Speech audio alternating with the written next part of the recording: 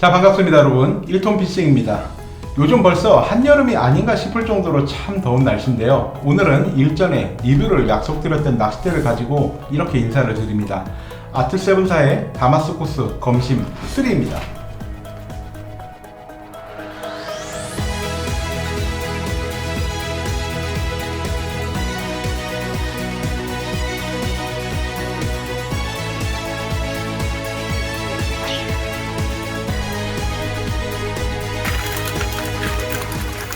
아트7사의 다마스코스 검심 3, 노지 자연지 대물 붕어용으로 설계된 낚싯대로 20칸부터 60칸까지 0.2칸 단위로 출시가 되었습니다.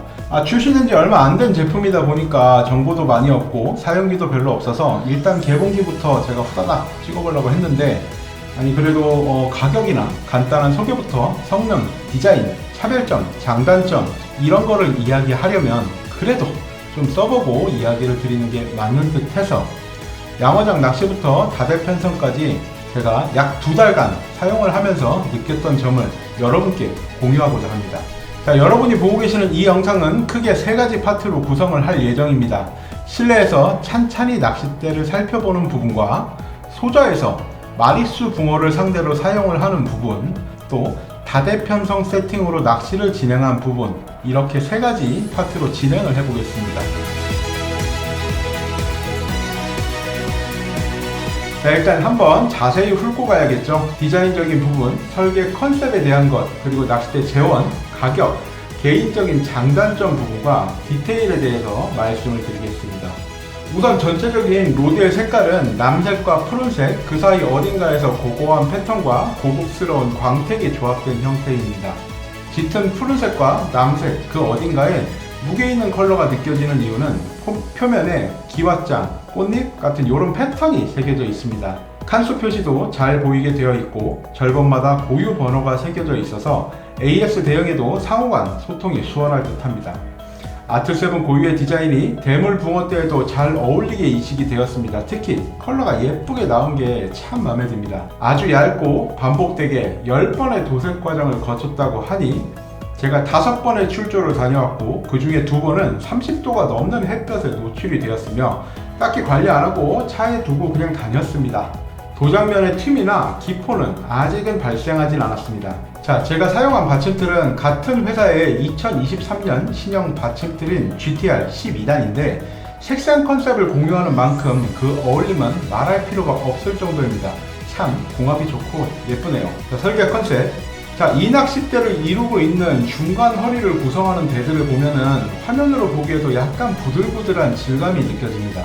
실제로 만져보면 아주 미세한 어떤 촉감이 느껴지는데요, 바로 카본을 못 감싸듯이 만드는 편집공법으로 제작이 된 흔적입니다.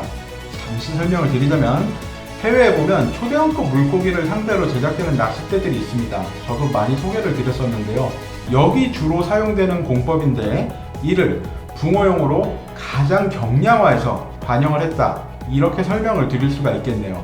실제로 이 낚싯대의 사전 테스트는 정말 가혹한 낚시 환경과 잉어 향어 대상의 테스트로 진행이 됐을 정도로 일반적인 대물대보다 경질성이 뚜렷합니다. 제가 사용했을 때도 웬만한 크기의 붕어는 그냥 째로 들어뽕이었습니다. 한마디로 단단한 강골이에요.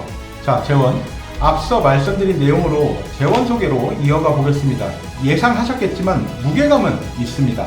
설계 당시에도 정말 여러가지 컨셉으로 많이 고심을 하셨지만 90g대의 양어장 템포 낚시 전용으로 설계가 된 건 분명히 아니고 하루에 만원 몇 번 투척하는 게 대물 낚싯대인데 조금 무거우면 어때? 좀 짱짱해보자 로 아이디어가 수렴을 했고, 투척과 챔질의 무게중심을 뒤쪽으로 당기고 밸런스를 더하기 위해 밸런스 캡이라고 하죠, 약간 무거운 뒷캡을 기본 장착하고 나왔습니다. 밸런스가 좋다 보니 실제 무게감은 적고 앞솔림 또한 적었습니다.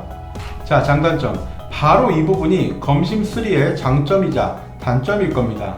낚싯대가 낭창이던 말던 가벼워야 피로감이 적다는 생각도 일리가 있지만 비슷한 선호도의 표본과 설계 사이에서 어정쩡하게 낚싯대 컨셉을 주장하는 것보다는 조금 더 확실하게 색깔이 있는 편이 오히려 소비자들의 선택에 있어서는 더 편의가 있다고 생각을 하고요. 그렇다고 해서 또 규격 외로 엄하게 설계가 된 건 또 아니죠. 중량으로만 봤을 때 평균적인 대물대와 5에서 10%도 차이가 안 납니다만 거기서 따라오는 경질성과 짱짱함은 가장 튼튼한 편일 겁니다.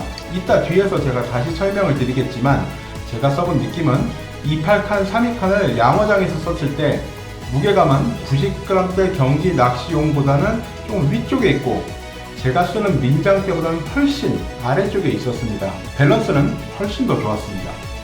자, 장단점. 수려한 디자인과 경질성, 짱짱함 외에도 검심의 장점은 몇 가지 더 찾아볼 수가 있는데요. 첫 번째는 광폭 낚싯대 집이에요. 낚싯대 케이스는 여러 파편화된 형상의 패턴으로 디자인이 되었으며 50개 이상도 찌와 함께 수납이 가능할 정도로 넉넉하게 광폭으로 제작됐습니다.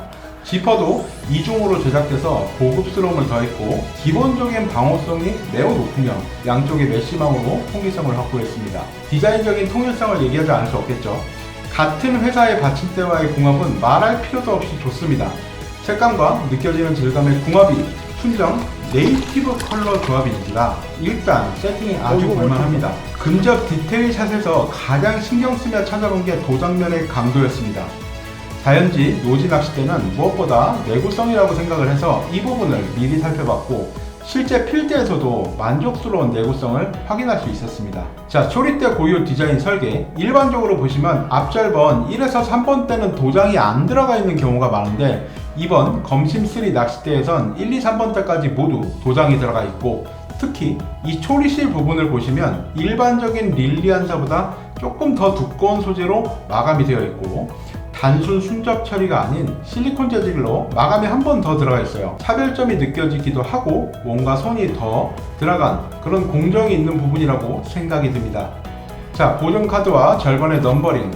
안 부러지는 낚싯대는 없고 AS 문제는 항상 낚시 동호인들의 구매 결정에 큰 영향을 미칩니다. 검심3는 각 낚싯대마다 신용카드 규격의 보증서가 동봉이 됩니다. 파손된 절번과 1대1로 AS가 제공이 되며 바톤 때는 보증카드로는 AS가 안되고 유상보증인 점으로 일반적인 AS 정책을 채택을 하였습니다. 자, 앞 뒷막에 CNC 가공. 아트7은 낚시 조구사에서 CNC 가공 및 티타늄 코팅의 원조급으로 유명한 회사답게 낚싯대에도 그런 아이덴티티가 적용이 되어 있는데 아주 재밌게도 앞마개와 뒷마개에 적용이 되어 있습니다. 간단한 패턴이지만서도 21개의 낚싯대 규격의 그 모든 거를 따로따로 가공을 해서 제 경우는 이번에 쓰는 이 낚싯대 앞마개는 버릴 수가 없더라고요. 보통 그냥 어디 두다가 잊어먹는 경우가 많았거든요. 자, 밸런스 캡 기본 적용. 특히 말씀드렸던 밸런스 캡 역할도 하는 이 뒷마개는 일반적인 뒷마개보다 조금 더 길게 그러면서도 뒷줄을 설치할 수 있는 홈 또한 적용이 되어 있습니다. 미끄럼 방지 그립이 장착된 손잡이대와 공차 없이 딱 들어맞는 게 묘한 만족감이 듭니다.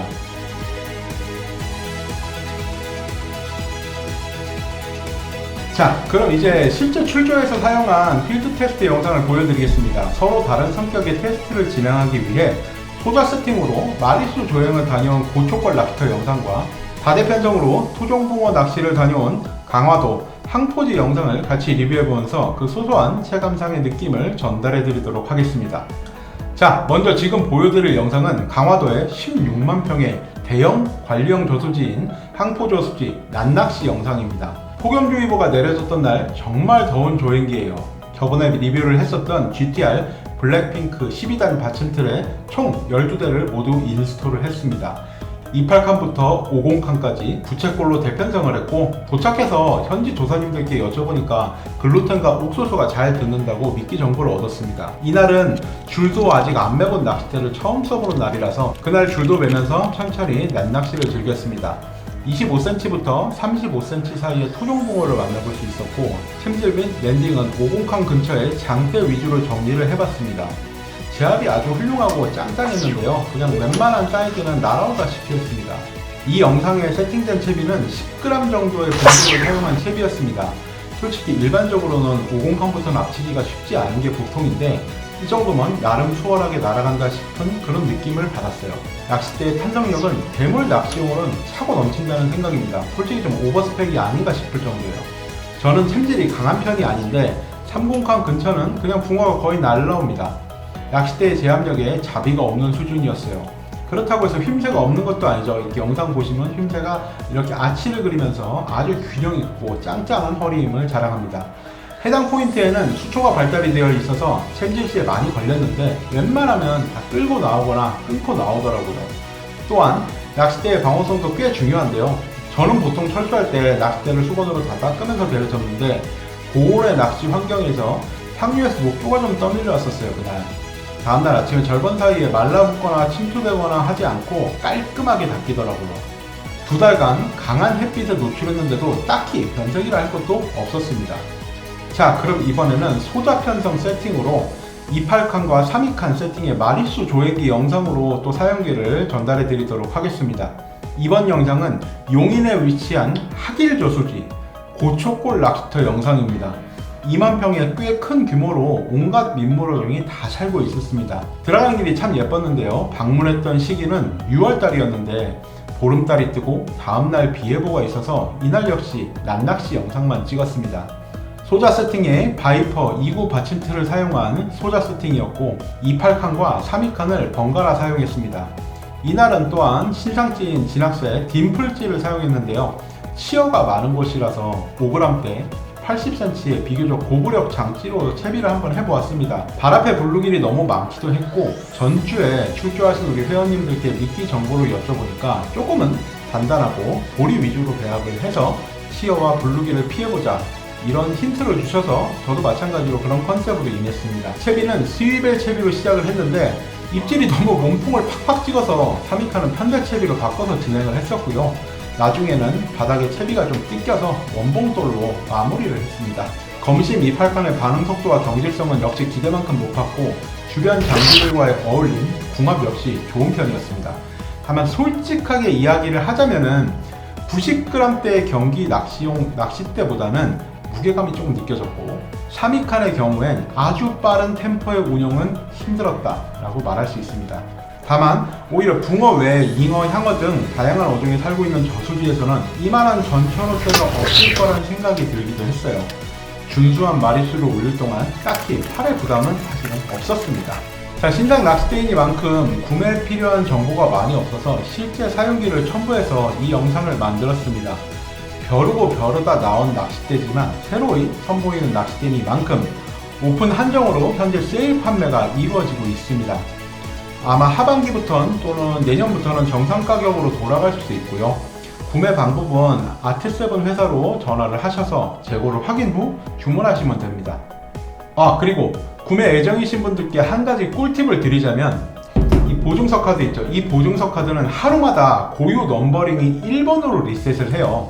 그러니까 좋은 날 또는 손 없는 날 아침 일찍 가셔서 출고를 하시면은 그 날짜에 해당하는 001 번대에 기분 좋은 넘버링을 받으실 수 있으십니다. 저도 이 부분이 기분이 참 좋더라고요. 다 1, 2, 3, 4, 5, 6, 7, 8 이렇게 나가서 21번까지 찍힌 거 보니까 왠지 나만의 낚싯대인 것 같은 그런 느낌이 들었습니다. 자, 이런 사용기가 여러분들께 도움이 돼서 또 낚싯대를 구매 예정이신 분들께 도움이 됐으면 좋겠습니다. 이번 영상은 여기까지입니다. 오늘은 여기서 인사를 드리고 다음에도 또 재밌는 그런 대물낚시 영상으로 인사를 드리도록 하겠습니다. 수고하셨습니다.